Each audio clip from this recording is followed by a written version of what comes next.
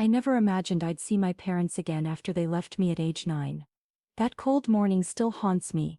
Dad and Mom dropping me off at Aunt Lydia's little house in the Oregon countryside, handing me a single suitcase of clothes and promising they'd be back soon. "We just need a little time to figure things out, Nora," Mom had said, her eyes fixed on the gravel, not on me. "Be good for Aunt Lydia." But they never returned. Those first few months were brutal. Every afternoon after school, I'd sit on the creaky porch swing, staring at the dusty road, praying the next car would be theirs. Every night I cried myself to sleep, wondering what I had done wrong, why I wasn't worth staying for. But Aunt Lydia became my anchor. "You're perfect just the way you are, sweetheart," she would whisper, brushing the tears from my cheeks. "Some people just aren't meant to be parents, and that has nothing to do with you. But I'm here, always." Aunt Lydia wasn't your typical aunt. She was sharp, elegant, and as I would later learn, incredibly successful. You'd never guess it from how she lived. Our home was cozy, filled with hand-sewn quilts and second-hand books. She drove a rusty Subaru and still taught literature at the local college. Not for the paycheck but because she adored teaching. The only clues to her wealth were her taste in rare books and the way she read financial reports over breakfast like they were novels. Under her care I thrived. She nurtured my passion for astronomy, found tutors when I struggled with calculus, and clapped the loudest at every school play. When I won the regional science fair at 14, she threw a backyard party with homemade cake and sparklers. "That's my girl," she grinned, wrapping me in a hug. "One day you'll change the world." Life found a rhythm, just the two of us, forging ahead. She never spoke ill of my parents, but always reassured me their absence wasn't a reflection of my worth. "People make choices, Nora," she would say, her voice soft but steady. "Sometimes those choices say more about them than about you." Eventually I stopped waiting, stopped wondering. I had Lydia, and that was more than enough. Then came my 21st birthday. Lydia hosted a classy dinner at her favorite little bistro downtown. She invited all my college friends and surprised me with a delicate silver necklace, its charm shaped like an old-fashioned key. "This isn't just jewelry," she said, her eyes twinkling. "Keep it safe. Someday you'll understand." I had no idea it would be our last celebration together. 3 months later, Aunt Lydia collapsed during one of her lectures. By the time I got to the hospital it was too late. Heart attack, they said, quick and painless, but nothing about the pain I felt was quick. It shattered me. Her funeral was beautiful, filled with students and colleagues who shared how she changed their lives. I sat alone in the front pew, gripping the necklace like it was her hand. That's when I saw my parents entered the chapel as if they had every right to be there, as if a decade of silence and absence had never happened. Mom's hair was streaked with silver now. Dad looked older, heavier, but I recognized them instantly. My heart froze. Then, they made their way toward me with expressions full of feigned concern. "Nora, sweetheart," Mom said, reaching out. I jerked my hand away on instinct. "We came as soon as we heard," Dad said solemnly. "We're so sorry about Aunt Lydia, but we're here now." "You'll come home with us, of course," Dad said, straightening his back. "You're still technically a minor for a few more months, and we're your legal guardians." I couldn't believe what I was hearing. 10 years of silence, and suddenly they wanted to play happy family. "I'm not going anywhere with you," I managed to say, my voice shaking with a mix of fury and disbelief. Aunt Lydia was my home. "Nora," Mom snapped, her voice sharpening into that cold, stern tone I remembered from childhood. "Don't be difficult. We're your parents. You don't have a choice in this." "Actually," a calm, authoritative voice interrupted, cutting through the tension like a blade. "She does have a choice." We all turned toward the aisle. A tall man in a tailored navy suit approached, a leather briefcase in hand. His salt and pepper hair was neat, his expression unreadable. "I'm Stephen Caldwell, Lydia Bennett's attorney," he said firmly, "and we need to have a private discussion regarding her will." My parents' faces shifted instantly. Mom's concern turned into gleaming curiosity. Dad's lips twitched nervously as he adjusted his collar. "Of course," he said smoothly. "We're her only living relatives, after all." Mr. Caldwell didn't flinch. "Let's step into the church's conference room. These matters are time-sensitive." As we followed him, my fingers instinctively reached for the silver key pendant resting against my collarbone. The one Aunt Lydia gave me on my birthday. Somehow, deep down, I knew it was more than just a necklace. The room we entered was quiet, lined with dark wood shelves and dusty hymnal. The air was thick with anticipation. Mr. Caldwell sat across from us at a long oak table, carefully laying out documents from his briefcase. My parents flanked me on either side, trying to appear calm and composed. But their eyes kept flicking to the folder, hungry and anxious. "Before we begin," Mr. Caldwell said, adjusting his glasses, "Miss Nora, may I see the necklace your aunt gave you?" My parents looked baffled, but I reached up and unclasped the silver chain, placing it gently on the table. Caldwell inspected the key, nodded with satisfaction and gave a small smile. "Perfect," he murmured. "Now, let me read the terms of Miss Bennet's final will and testament." He cleared his throat and began reading the formal legal language. I zoned out for a moment, until one sentence brought my entire world to a standstill. "To my beloved niece Nora Claire Bennett, I leave my entire estate, including all properties, investments, bank accounts and business assets, currently valued at approximately $47 million. The silence shattered. "$47 million, Mom shrieked, her face red with disbelief. "That's absurd. Lydia was just a professor." Dad slammed his hand on the table. "This is ridiculous. We're her family. You can't seriously be leaving all that to a 21-year-old girl." Mr. Caldwell remained calm. "There's more," he said, flipping to the next page. "Miss Bennett requested that Nora be granted full legal emancipation, effective immediately. A trust has already been established in her name. The key she wears opens a safety deposit box containing further documents and instructions." My head swirled. $47 million. Aunt Lydia, who made homemade granola and drove a beat-up Subaru, had been worth that much. "This will is dated just last month." Mom hit. "We'll challenge it. Nora's still a minor in some legal aspects. We're her legal guardians. We have rights." Mr. Caldwell's eyes sharpened.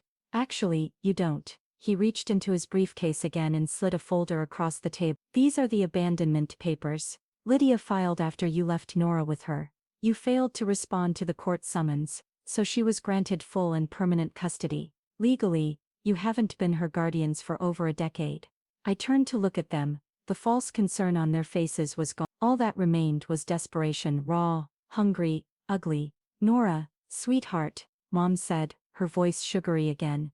"You don't understand what this all means. Let us help you. We're family." That word family felt like a splinter in my chest. "Where was family when you left me behind?" I asked, my voice low and trembling. "Where was family when I cried myself to sleep every night for years?" Dad raised his hands. "We made a mistake. We were young. We were struggling." "You didn't just make a mistake," I snapped, standing up. "You abandoned me. You forgot me. And now you're here because of money, not because you care." They said nothing. Their silence told me everything I needed to know.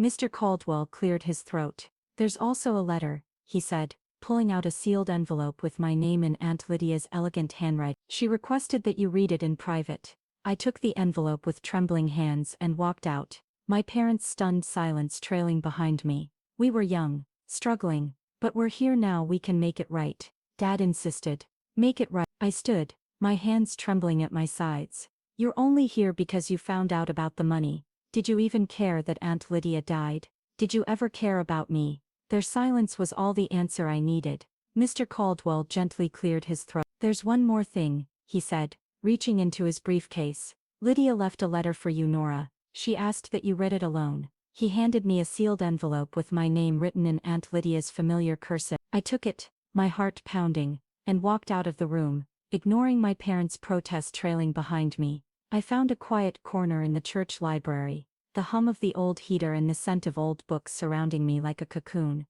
With shaking hands, I opened the envelope. "My dearest Nora, if you're reading this, then I'm gone, and you've just learned the truth about our family's wealth. I know it must be overwhelming. I kept it hidden for many reasons, but mostly to protect you. I wanted you to grow up understanding the value of kindness, of hard work, of character. I wanted you to become who you are, not because of what we own, but because of what we stand for. I watched your parents choose money over love more times than I can count. They left you not because you weren't worthy, but because I refused to keep funding their extravagance. They chose wealth over their own child. But in doing so, they gave me the greatest gift, you. The key I gave you opens more than a safety deposit box. It opens the door to your future. The house is yours. Your college fund is secure, and when you're ready, the family business awaits you. But above all else, never forget this. You are loved, not for your inheritance, not for what you can give, but for who you are. The same quiet strength that helped you survive being left behind is the strength that will carry you now. Don't let them manipulate you. They'll try, but you are stronger than they know. You're a Bennett woman, and Bennett women don't break easily. With all my love, Aunt Lydia. Tears blurred the words as I finished reading. Even in death she was still protecting me, still loving me, still guiding me. I pressed my hand to the key at my neck, a wave of calm washing over me. I finally understood everything. When I returned to the private room, my parents were still arguing with Mr. Caldwell, their voices strained and desperate. They fell silent the moment they saw me. Nora, Mom started, her tone laced with false concern. I raised a hand. I want you both to leave. Dad's jaw clenched. Now listen here. But Mr. Caldwell stood up unshaken. Should I call security? He asked coolly. As the sole heir and property owner, Nora has every right to have you removed. They stared at me, these strangers I shared blood with, and I saw the moment they realized they had lost. Not just the money, but their chance to control me ever again. This isn't over, Mom hissed, as they gathered their things. You'll regret this, Dad muttered. I watched them go, oddly at peace. They'd lost everything today. Not that they ever really had anything to begin with. They had chosen money over love once, and that choice had finally caught up with them. I touched the key at my neck and smiled softly. Aunt Lydia had given me more than an inheritance. She'd given me the power to stand tall, to move forward, and to face the future on my own terms. And I had a feeling, this was only the beginning. The safety deposit box at First National Bank contained everything Aunt Lydia had promised, and far more than I expected. Miss Caldwell stood beside me, helping me sift through the contents: property deeds, stock portfolios, business documents for Bennett Holdings, a company I hadn't even known existed. But what caught my eye was a sleek black USB drive, labeled in Aunt Lydia's handwriting. Watch me first. Miss Caldwell opened his laptop and we plugged it in. A few seconds later, Aunt Lydia's face lit up the screen. She looked radiant, healthy and strong. This must have been recorded just before she passed. Nora, my darling girl, she said, her warm smile making my throat tight. If you're watching this, then everything has happened just as I expected. She paused, her eyes twinkling with both sadness and certainty. Your parents showed up at my funeral, didn't they, just like I predicted, trying to claim what was never theirs to begin with. Even from beyond, Aunt Lydia had known exactly what would unfold. You see, Nora, her voice softened, but her eyes remained steady on the screen. There's something you need to know about your parents. They didn't just abandon you, they tried to steal everything from me first. Your father, my own son, and your mother attempted to transfer all my assets into their names, while I was away on a business trip. They thought I was just a naive literature professor. What they never realized was that I was the founder and sole architect of Bennett Holdings. I built it from scratch. She paused, her expression hardening. When I discovered their scheme, I gave them a choice: stay, live modestly, and learn what it meant to work for what you have, or leave. They chose to leave. They left you behind, thinking I would eventually come begging them to return, but they never understood that by walking away, they surrendered the most precious gift of all, you. Tears streamed down my face. I clutched the necklace at my throat, her words pressing deep into my chest. I watched you grow into an extraordinary young woman, she continued, her smile returning. Kind, brilliant, resilient, everything they're not. That's how I know you're ready for this responsibility. The video then shifted to a detailed breakdown of the company's structure, investment strategies, and most importantly the mission of the charitable foundation she had built, the Bennett Foundation. It provides scholarships to children who, like you once were left behind, she explained. You'll be its new director, Nora. Use our wealth to lift others. That is our true legacy. The following weeks were a whirlwind. Miss Caldwell introduced me to the board of directors, all of whom had worked with Aunt Lydia for years. They didn't see me as some unqualified heir. They saw me as her successor, her continuation, her legacy. They welcomed me with open arms and steady hands, ready to guide me as I stepped into my new role. But my parents didn't go quietly. They hired lawyers, filed motions, tried to claim Lydia was mentally unstable when she signed the will. But every detail had been accounted for, every paper signed, every asset properly documented. Their last attempt came 3 months later. They stormed into the Bennett Holdings lobby, causing a loud, chaotic scene. Where her parents? Mom shouted as 2 security guards moved to block them. We demand to see her. I walked out of the elevator in one of Aunt Lydia's elegant navy suits, the key necklace resting proudly against my collar. Actually, I said, my voice calm and firm, you can't, and you won't. Dad's face turned red with fury. We'll go to the press, tell them how you stole your own family's inheritance. I smiled, channeling the same quiet strength Aunt Lydia always carried. Please do. Tell them how you abandoned your 9-year-old daughter. Tell them how you tried to con your own mother. I'm sure the press will love that story. They deflated. The fire in their eyes flickered out, replaced by the realization that they had not only lost the money, but lost all control over me too. Goodbye, I said. Don't come back. As I watched them leave for the last time, I felt nothing but peace. That evening, sitting at Aunt Lydia's desk, my desk now, I approved the first round of scholarships from the Bennett Foundation. 20 children from broken homes would get a chance to dream, to rise, to heal. I looked at the photo of her on the wall and smiled. She had given me so much more than wealth. She had given me purpose, strength, the power to help others. Her old Subaru still sits in my garage. I could drive anything I wanted, but that car reminds me of where I came from, of who raised me, of the humble, brilliant woman who taught me that true wealth isn't money, it's how you use it. Sometimes I wear her old blazer to board meetings, the same soft gray one she used to wear on cold mornings. The directors who knew her smile when they see, because they know I'm not just Lydia Bennett's heir, I'm her legacy. As for my parents, I heard they moved to another state. They tell anyone who will listen about their ungrateful daughter, but their words don't hurt me anymore. They hold no weight. Because I know who I'm Nora Claire Bennett, and just like the woman who raised me, I choose love over money, kindness over greed, and lifting others over lifting myself. That's what real family does.